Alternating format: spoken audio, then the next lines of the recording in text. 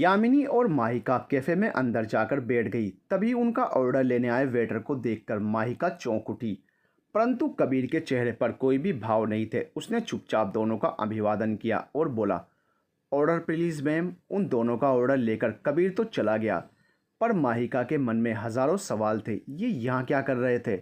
और ये इंसान है कि रोबोट? इनके चेहरे पर कभी कोई भाव होते ही नहीं है। यामिनी की ट्रीट के बाद वो तो चली गई, परंतु माहिका वहीं कैफ़े के मैनेजर के पास रुक गई। Yes ma'am, how can I help you? Manager ने बड़ी गर्मजोशी से कहा, actually I need a part time job, तो अगर आपके यहाँ मिल सके तो। माहिका कहते हुए अचकचा रही थी। वेल, हमें तो फ़िलहाल किसी स्टाफ की ज़रूरत नहीं है, but still I can try, कहकर मैनेजर अपने कंप्यूटर स्क्रीन पर ध्यान गड़ाने लगा। कुछ देर और रुककर और सैलरी टाइम वगैरह तय कर माइका को आखिर एक वेटर की ही जॉब मिल गई। उसे दोपहर की 3 से 7 की शिफ्ट मिल चुकी थी। वो ज्वाइन भी कल से ही करने वाली थी। एक नज़र कबीर पर उसने डाली। कबीर उस वक्त कोने में हाथ में ट्रे लिए हुए खड़ा था। उसकी निगाहें कबीर पर ही ठहर गई। जब कबीर को महसूस हुआ कि कोई उसे देख रहा है तो उसने पलकें उठाकर माहिका की तरफ देखा। दोनों की नज़रें मिली ही थी कि कबीर ने नज़रें फेर ली और कुछ कस्टमर्स की ओर चल दिया।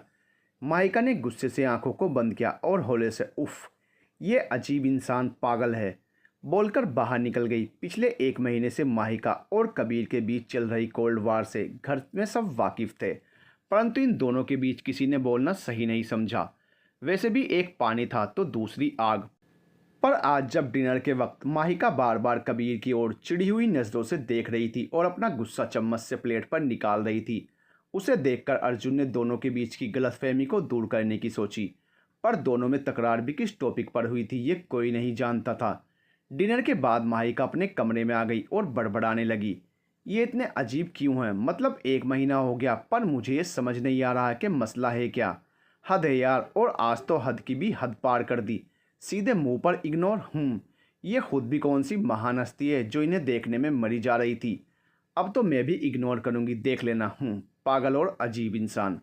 माइका और कबीर के ऊपर चले जाने के बाद अर्जुन ने जतिन, सौरा और आशिमा आंटी को लिविंग हॉल में इकट्ठा किया और कहने लगा, इन दोनों के बीच के कोल्ड वार के कारण मुझे कबीर भाई की सिक्स देखने को नहीं मिल रही यार।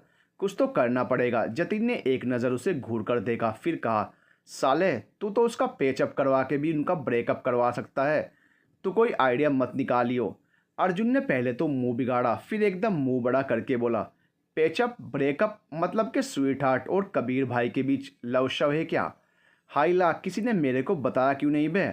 आशिमा आंटी ने उसके सिर पर मारा और जतिन ने कहा, तू चुप रहे, उनके बीच कुछ है या नहीं ये सब हम नहीं जानते, पर दोनों को सामान्य तो कर सकते हैं ना।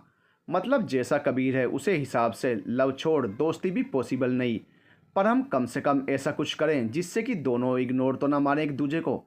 अर्जुन जो जतिन के बोलने से ही मुंह पर उंगली रखकर बैठा था, उसने अपना दूसरा हाथ धीरे से उठाया। उसे देखकर जतिन बोला, अब क्या है तुझे? मेरे पास एक आइडिया है, अर्जुन ने कहा। देख, तेरे आइडिया तेरे जैसे ही होंगे तो तू रहने दे, हम सभी मिलकर सोच लेंगे। तभी सवरा बीच में बोल पड़ी कि अरे बोलने दीजिए ना उन्हें, शायद कोई अच्छी आइडिया निकले। जतिन ने पहले सवरा को देखा, फिर अर्जुन को, फिर बोला, ठीक है, सवरा की वजह से चांस दे रहा हूँ, भोंकले, क्या है ना, गधे भी कभी कभार काम लग जाते हैं। अर्जुन ने एकदम चिढ़कर कहा, यार पहले तो डिसाइड कर लो कि मैं गधा हूँ या कुत्ता। मतलब गधा भी बोल रहे हो और भौंकने का भी बोल रहे हो। जतिन ने उसे गुस्से से देखा, फिर कहा, तू ना दुनिया का सबसे बड़ा नालायक है। ठीक है, और तारीफ बाद में, अभी आइडिया बता।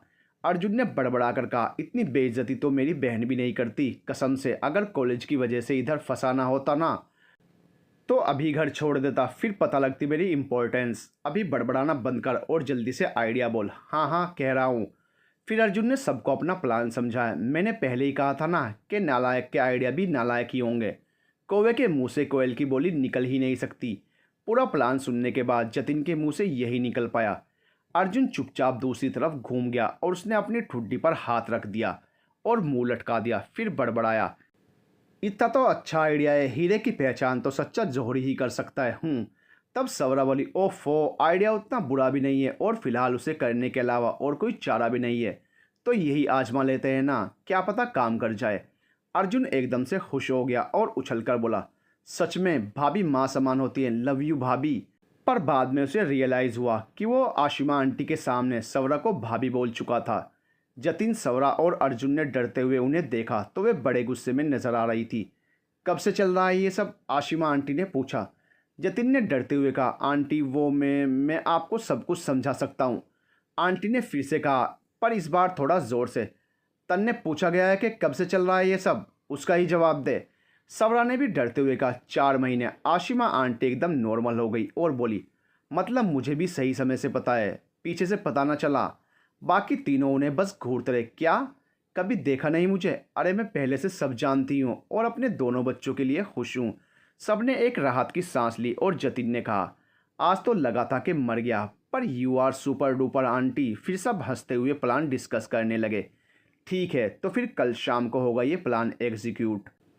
आखिर में अर्जुन ने अपनी हथेली आगे की तो सबने यस कहते हुए उसकी हथेली पर अपनी हथेलियां रख दी। अगले दिन दोपहर के वक्त माहिका पहुंच चुकी थी कैफ़े और उसने वहां का यूनिफॉर्म भी पहन लिया था, जो कि लड़कों के लिए वाइट शर्ट एवं ब्लू पैंट था और लड़कियों के लिए वाइट शर्ट और रेड स्कर्ट। दोनों के ही वाइट शर्ट्स पर कैफ़े का लोगो था। माहिका ट्रे लेकर रेडी थी कि उसे अपने कलीग्स का पता लगा। उसके साथ as a waiter Kabir, Sunaina, Mishri, Pankaj, Rukmini और धीरज थे। शाम के वक्त अपना सब काम ख़त्म कर वो बाहर निकली ही थी कि काले काले बादलों की मेहरबानी से बरसात की शुरुआत हो गई। ओफो, बारिश का मौसम आ भी गया और मैं बिना छाते के घूम रही हूँ। अब क्या करूँ? कैब के पैसे हैं नहीं, पैदल जा नहीं सकती। उफ़। तभी उसके पास से कबीर गुजरा। उसके हाथ में एक छाता था और वो बिंदास आगे बढ़ गया। माइका उसे देखकर बड़बड़ाने लगी, कबीर से लिफ्ट मांग लूँ? नहीं नहीं, बीच सड़क पर इग्नोर करेगा तो क्या इज्जत रह जाएगी मेरी। वैसे देखो तो उसे पता है कि मुझे भी घर ही जाना था, फिर भी एक लिफ्ट ऑफर नहीं कर सकता। खड़ूस, सड़ू, अकड़ू। तभी माहिका को अपने ऊपर कुछ महसूस हुआ तो उसने देखा कबीर उसके ठीक बगल में खड़ा था और उसका छाता दोनों को कवर कर रहा था। आप चलना चाहें तो चल सकती हैं, कबीर ने बेहद नॉर्मली कहा। माहिका ने बिना सोचे ही सिर ऊपर नीचे हिला दिया और दोनों ही साथ में बारिश में चलने लगे, एक ही छाते के नीचे। माहिका ने सोचा, वैसे देखा जाए तो उतने भी खड़ूस नहीं हैं, और ख़ुद की ही सोच पर हल्की सी हंस पड़ी। थोड़ा आगे जाकर अचानक कबीर बोला, माफ़ कर दीजिएगा। माहिका ये सुनकर अवाक रह गई। माफ़ी किस लिए? कहीं यहीं बारिश में छोड़ देने का इनका इरादा तो नहीं है? फिर उसने सिर झटक कर पूछा, किस लिए माफ़ी? उस दिन मुझे आपसे ऐसे बात नहीं करनी चाहिए थी। गुस्सा आ गया और बुरी तरह बात कर ली, इसलिए माफ़ी। अच्छा जी, पर आप तो इग्नोर करने के मौके ढूंढते थे ना? ऐसी बात नहीं है। दरअसल जब मुझे एहसास हुआ कि मैंने बेवजह आपसे सख्ती कर दी, इसलिए बस माफ़ी मांगने के मौके ढूंढता था और इसलिए आपका सामना करने की हिम्मत नहीं थी। कोई बात नहीं, मुझे भी माफ़ कर दीजिए। मैंने भी गुस्से में आकर ज़्यादा बोल दिया था। कोई नहीं। आगे का सफ़र खामोशी में ही कटा, पर माहिका के चेहरे से मुस्कान हटने का नाम ही नहीं ले रही थी। वो सोच रही थी, सच में अजीब है, एक पल में खड़ूस तो दूसरे में स्वीट, पर जैसे भी हैं बड़े अच्छे। दोनों ने आपस में मसला तो सुलझा दिया था, पर घर का सरप्राइज़ या यूं कहें कि शो कभी भी उनका इंतज़ार कर रहा था। माइका और कबीर जैसे ही गली में अंदर मुड़े कि खिड़की से देख रही सवरा ने सबको सावधान कर दिया और आशिमा आंटी, अर्जुन, जतिन और सवरा मेन रूम में अलग अलग छिप गए। माइका और कबीर घर के अंदर आए और इतना सन्नाटा पाकर चकित रह गए। सब हमें छोड़कर पार्टी सार्टी में चल दिए क्या? माहिका ने कहा। कबीर ने सिर्फ उसे घूरा और ऊपर चल दिया तो माहिका कंधे उचकाकर पीछे पीछे ऊपर की ओर चल दी। कबीर तो अपने कमरे तक पहुंच गया था जब माहिका सीढ़ियां चढ़ रही थी। वो जैसे ही अपने कमरे की ओर दाईं तरफ मुड़ी कि फर्श चिपचिपा होने से फिसलकर गिर गई। बस इतना होना था तो ठीक था, पर अर्जुन बाबा की कृपा से उस पर गुलाब की पंखुड़ियाँ गिरने लगी और नीचे से रेडियो में गाना चलने लगा। मेरी काली काली सी रातों का तू सनम सितारा है, कितना नाज करते हैं तू सनम हमारा है, तेरे बिना नहीं मेरा गुजारा है। माहिका को गिरने से कमर में दर्द हो रहा था और उसके पैर में भी हल्की सी मोच आ चुकी थी और ऊपर से ये गुलाब की पंखुड़ियाँ और गाना जैसे उसके जले हुए घाव पर नमक लगाने का काम कर रहे थे। वहीं नीचे छिपे बैठे लोगों ने ये नज़ारा देखकर अपना अपना माथा पीट लिया। मैंने तो पहले ही कहा था कि इस गधे का फालतू का प्लान काम कर ही नहीं सकता। मतलब कहाँ सोच रखा था कि कबीर उसे गिरने से बचाएगा और गुलाब गिराकर फिल्मी सीन करेंगे, और कहाँ इस नालायक ने मेरी बहन की कमर तुड़वा दी। जतिन ने फुसफुसा कर कहा। यार मेरी क्या गलती, मैंने थोड़ा ही सोचा था कि कबीर भाई आगे आगे निकल जाएंगे। अर्जुन ने बेचारा सा मुंह बनाकर कहा। हाँ तू तो कुछ करता ही कहाँ है, अब पिटेंगे तो हम ही ना। पर जतिन ने कहा, देखो मेरी कोई गलती नहीं है, जो भी किया तुम बच्चों ने किया, कहकर आशिमा आंटी ने अपना पल्ला झाड़ लिया। हाँ बिल्कुल, आइडिया अर्जुन जी का था और उसमें मदद जतिन ने की, हमारा कोई रोल ही नहीं था, कहकर सवरा ने भी पल्ला झाड़ लिया। माँ कसम, आज के बाद इन दोनों के पीछे मैं नहीं पड़ूंगा, अर्जुन ने बेचारा सा मुंह बनाकर कहा। वहीं ऊपर माहिका के गिरने से तुरंत कबीर उसके पास आया और उसे हाथ देते हुए पूछने लगा, आप ठीक तो है ना? यहाँ मैं अपनी कमर पकड़कर गिरी हुई हूँ, मेरा पैर भी मुड़ा हुआ है और आप पूछ रहे हैं कि मैं ठीक हूँ? किस एंगल से ठीक दिखती हूँ मैं आपको? माहिका ने लगभग चिल्लाते हुए ही कहा। तभी उसकी नाक पर एक गुलाब की पंखुड़ी गिरी। माहिरा बिफर पड़ी। गंगा मैया की कसम, आज के बाद अगर इस गुलाब का नाम भी किसी ने मेरे आगे लिया ना, तो मैं उसे कुएं में या खाई में धकेलाऊंगी। कबीर ने पूरे वक्त चुप रहना ही बेहतर समझा, आखिर जान कीमती होती है भाई। फिर माहिका कबीर का हाथ पकड़कर खड़ी होने को हुई, पर फिर गिर गई। आज सुबह सुबह पक्का उस नालायक अर्जुन का चेहरा देखा होगा, पूरा दिन ही उसकी शक्ल की तरह बिगड़ा हुआ है, माइका ने कहा और जैसे तैसे कबीर का हाथ पकड़ खड़ी हुई। कबीर उसे ध्यान से उसके कमरे तक पहुंचाया, फिर उसने बाहर सब साफ किया और अपने कमरे में पहुंच गया। माइका अपनी खिड़की से उसके कमरे की ओर ही देख रही थी। इधर जैसे ही कबीर ने अपनी खिड़की खोली कि उसे अटैच एक धागे से वहीं बंधा हुआ रेडियो शुरू हो गया और गाना चलने लगा। मेरे सामने वाली खिड़की में एक चांद का टुकड़ा रहता है, मेरे सामने वाली खिड़की में एक चांद का टुकड़ा रहता है, अफसोस ये है कि वो हमसे कुछ उखड़ा उखड़ा रहता है। माहिका ने अपनी आंखें बंद कर ली, जैसे वो खुद को गुस्सा करने से काबू कर रही हो। कबीर ने तुरंत रेडियो ढूंढा और उसे बंद कर दिया। तब तक बाकी सब भी नीचे से ऊपर आ गए थे। कबीर के संग सब माहिका के पास आ पहुंचे। आशिमा आंटी और सवरा तुरंत माहिका के पास गई। आशिमा आंटी ने प्यार से पूछा, तू ठीक तो है ना बेटा? माहिका एकदम से रो पड़ी और सिसकियां भरते हुए बोलने लगी, मैं किस एंगल से ठीक दिखती हूँ? कमर में बहुत ही ज़्यादा दर्द है, उस पर मेरी पीरियड्स की डेट भी एकदम नज़दीक है, उसकी वजह से बैक में ऑलरेडी दर्द था। ये सुनना ही था कि सबने अर्जुन को घूर कर देखा। अर्जुन सबकी नज़रों को देख सकपका गया। वो तुरंत माहिका के पास जा पहुंचा और उसके घुटने के पास बैठकर बोला, यार माही, लिटरली सॉरी, मैं तो सिर्फ तेरे और कबीर भाई के बीच सब ठीक करना चाहता था यार। माहिका ने उसे घूरा और फिर अपनी नज़रें आसपास घुमाई। उसे जैसे ही एक डंडा दिखा, वो सहारा लेकर खड़ी हुई और उसने उस डंडे को लिया। अर्जुन ने ये देखकर अपनी थूक गटक ली। माहिका उसके पास आई और उसे डंडे से पीटने लगी। फिलहाल वो अपना सारा दुख दर्द भुलाकर अर्जुन पर ही उतारी थी। तेरी तो गधे, कुत्ते, कमीने, नालायक, आज बताऊंगी तुझे कि कमर दर्द कैसा होता है। जन्नत की सैर करवाऊंगी तुझे तो बेटा। सारा कूड़ा कचरा जो दिमाग में भर रखा है ना, आज तो सारा बाहर निकालूंगी। गंगा मैया की कसम, तेरी बकवास शक्ल की कसम, तुझे ना छोड़ने वाली नहीं आज, कहकर माहिका तो बस उसे कूटे जा रही थी। अर्जुन भी उई माँ जोर से लगी, यार थोड़ा तो रहम कर ले यार, कोई तो बचा लो हे भगवान, जैसे शब्दों को चिल्लाते हुए मार खा रहा था। बाकी सब तो बस इस मुफ्त मनोरंजन का लुत्फ उठा रहे थे। आखिरकार थकार कर माहिका ने डंडा फेंका और अब मेरे दर्द को सुकून मिला, कहकर अपने हाथ झाड़ते हुए बैठ गई। अर्जुन उठा और अपनी कमर पर हाथ रख टेढ़ा चलते हुए बोला, मैं अपना वाक्य दोहराना चाहूँगा, माँ कसम आज के बाद इन दोनों के पीछे मैं नहीं पड़ूंगा, शुक्रिया, कहकर वो टेढ़ा ही चला गया। बाकी सब हंसते हुए उधर से चल दिए। रात में डिनर का वक्त हो चला था, पर आज डाइनिंग टेबल पर न अर्जुन की मौजूदगी थी और न माहिका की। सब उनकी राह तके बैठे थे। तभी अर्जुन अपने कमरे से बाहर आया और एक थाली में सारा भोजन सजाकर ऊपर की ओर चलने को हुआ। वो बेचारा अभी भी थोड़ा थोड़ा टेढ़ा ही चल रहा था। कहाँ जा रहा है? आशिमा आंटी ने पूछा। अर्जुन ने बड़ी सरलता से जवाब दिया, माही को मेरी वजह से चोट लगी है, तो वो सीढ़ियाँ उतरकर नीचे खाने नहीं आ पाएगी, इसलिए मैं उसकी थाली उसके कमरे तक ले जा रहा हूँ। उसका जवाब सुनकर सब चकित रह गए। जतिन ने कहा, मुझे पता रहता कि तू कुटाई से सुधरने वालों में से है तो मैं तेरी कुटाई 1 साल पहले ही कर देता। फोकट में इतना झेला तुझे भाई यार, कहकर अर्जुन ऊपर चल दिया। माइका ने जब उसे अपने कमरे में थाली के साथ देखा तो बोल उठी, अब क्या जहर खिलाने ले आए हो? अर्जुन उसके पास बैठ गया और बोला, यार सॉरी ना, मैं सब जानबूझकर नहीं करना चाहता था, माफ़ कर देना मेरी प्यारी सी छोटी सी बेस्टी। माहिका ने कहा, ऐसे माफ़ नहीं करूँगी मैं। ठीक है बता, मैं क्या करूँ तेरी माफ़ी के लिए? माहिका ने कहा, अपने हाथों से खिला, और हाँ उस प्यारी छोटू में मासूम से भी ऐड कर। अर्जुन ने बदले में कहा, हे भगवान, इससे अच्छा तो तू मुझे खाई में कूदने का बोल देती। ठीक है चल। अर्जुन ने एक निवाला लिया और उसे माहिका के मुंह में रखकर बोला, माफ़ कर देना मेरी प्यारी सी छोटी सी क्यूट सी मासूम सी बेस्ट फ्रेंड।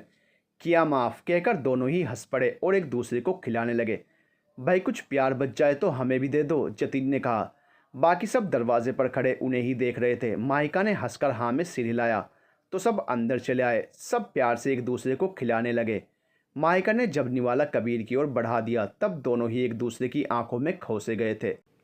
तभी अर्जुन की आवाज़ से वापस असली वाली दुनिया में लौटे। कबीर ने बिना कुछ बोले चुपचाप वो निवाला खा लिया। माहिका भी कुछ नहीं बोल पाई। वो शाम सबके लिए ही बेहतरीन थी। अगली सुबह के लगभग 11 बजे हुए थे। आज संडे था पर फिर भी घर में सिर्फ माहिका और कबीर थे। आशिमा आंटी सवरा को लेकर सुपर मार्केट गई हुई थी। जतिन के क्लासेस में संडे के बजाय मंडे छुट्टी होती थी, इसलिए वो क्लास में था। अर्जुन अपने किसी कॉलेज फ्रेंड के घर पूजा में गया हुआ था।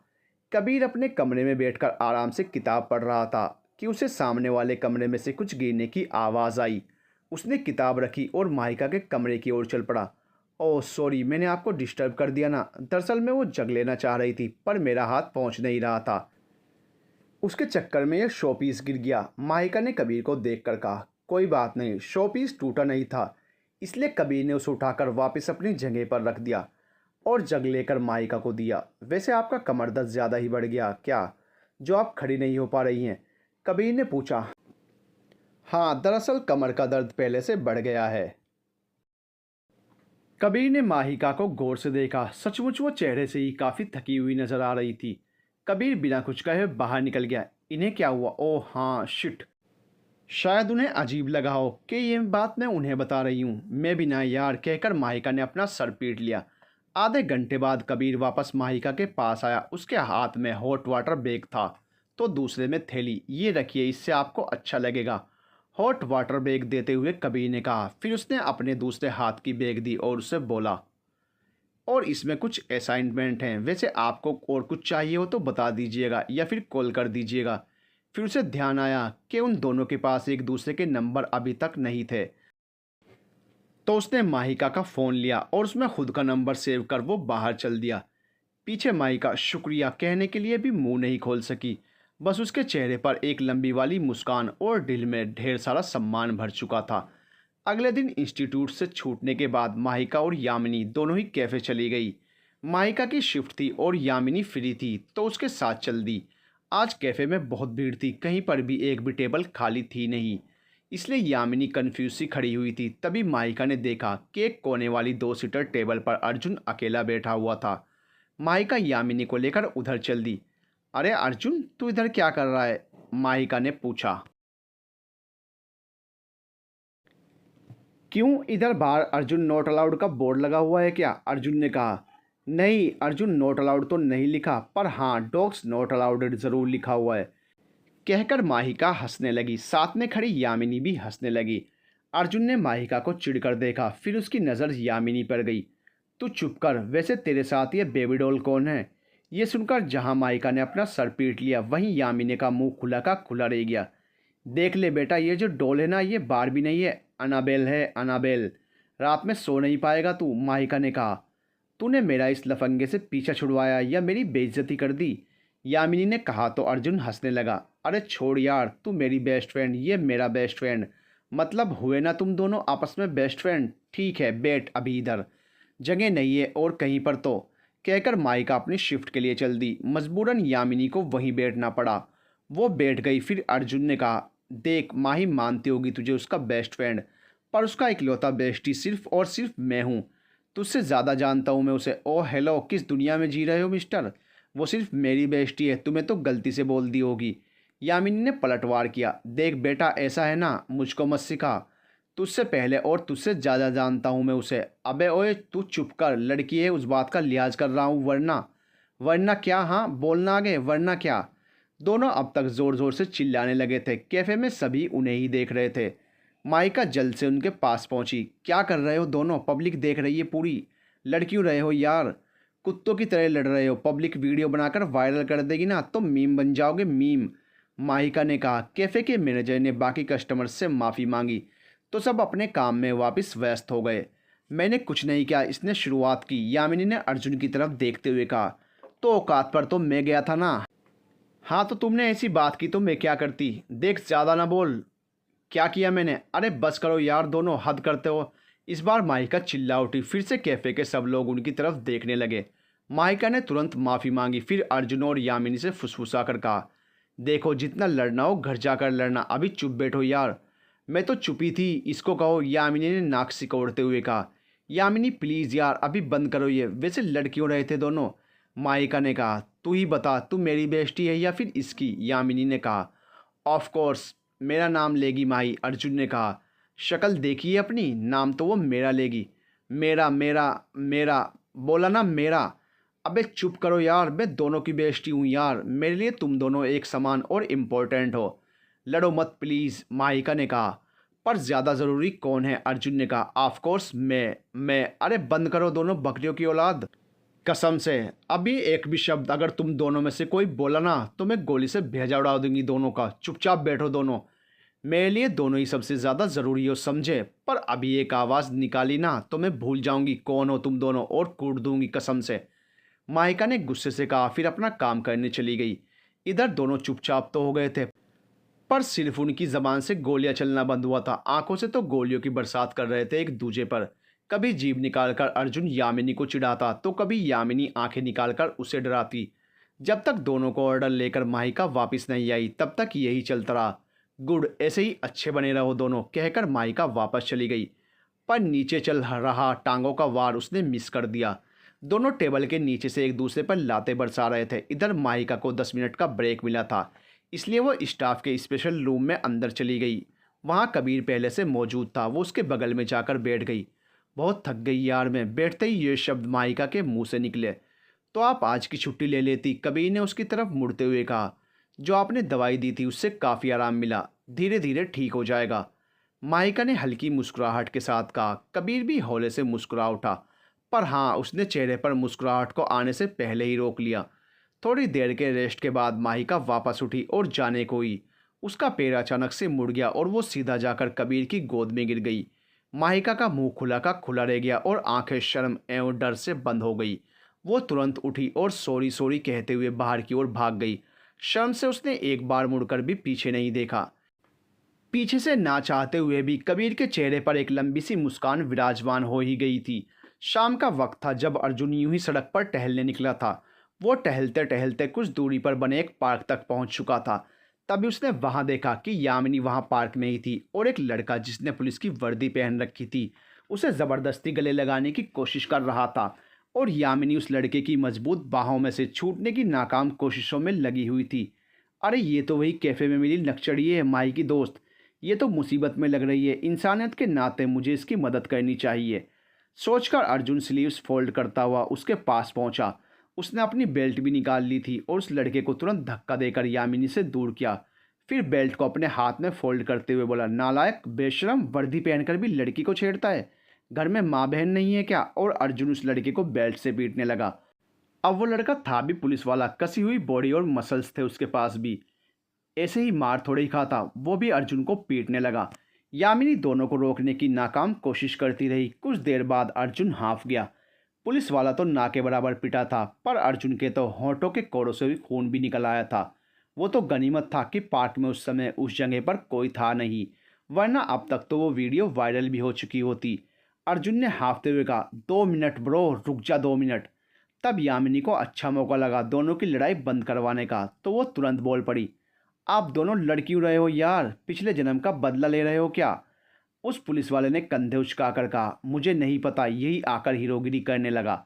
यामिनी अब अर्जुन की तरफ मुड़ी और उसने कहा, तुम भैया को क्यों पीट रहे थे? अर्जुन ने एकदम चौंक कर कहा, भैया?